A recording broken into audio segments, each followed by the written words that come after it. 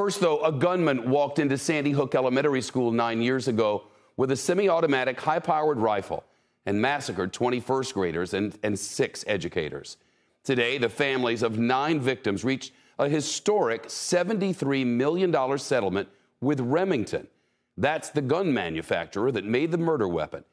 This is the first time that a gun maker has been held accountable for a mass shooting in the United States.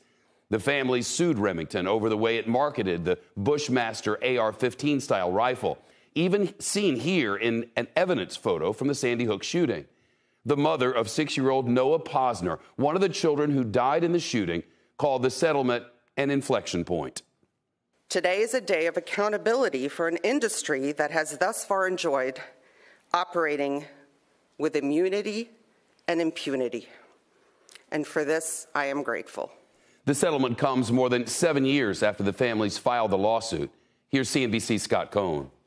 For families who endured the worst tragedy imaginable. One moment we had this dazzling, energetic 6-year-old little boy, and the next, all we had left were echoes of the past. It's a small measure of justice. Today marks an inflection point when our duty of care to our children as a society finally supersedes the bottom line. To get past federal laws shielding gun makers from liability for mass shootings, attorneys for the families targeted Remington's marketing, like the ad for the Bushmaster AR-15 that proclaimed, "Consider your man card reissued." That legal theory went all the way to the Supreme Court, which allowed the case to proceed. How do you target people who have never owned a weapon? You have to do this, you have to convince them they need it.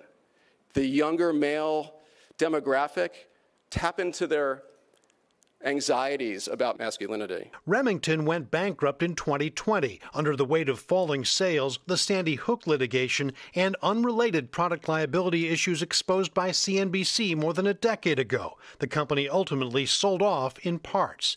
Still, for a time, what was left of Remington played hardball, even subpoenaing school records of the dead children. The settlement is a turnabout, more than twice what the company offered last summer, and some activists say a breakthrough. A message has been sent that the gun industry can't be profiting on the lives, on our lives and the lives of our children. Except the company the family sued no longer exists, and the $73 million they'll get will come from Remington's insurance carriers. The attorneys representing Remington have not responded to our request for comment. Based on court filings, it's unclear whether the company will admit to any wrongdoing. The attorneys previously argued the marketing was protected by the First Amendment. No comment either from gun rights groups who've defended the industry's liability protections, citing the Second Amendment. But we did get a comment just a short time ago from the White House, President Biden calling the settlement historic, but calling for those laws, the liability laws, to be changed. A Connecticut court and the federal bankruptcy court must still approve the settlement. Shep, Americans bought nearly 20 million firearms last year, the second highest on record.